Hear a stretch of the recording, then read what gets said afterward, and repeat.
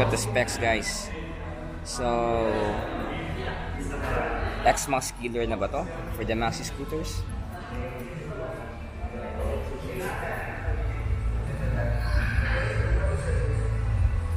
Kabahan ka na ba? X-Max. So let's talk about lights, no? Naka projector type na rin siya. Ayan, it's projector type. I think that's low and high. And then dual piston. Naka ABS na rin siya, guys. ABS system. Tapos nakasan kinaganda na ito is yung spokes niya. Like naka-adventure ready na siya, guys. Yung radiator sa lalim. Pakalaki. Adjustable wind visor din siya. And look at the LCD, guys. Pakalaki. Ayan, oh.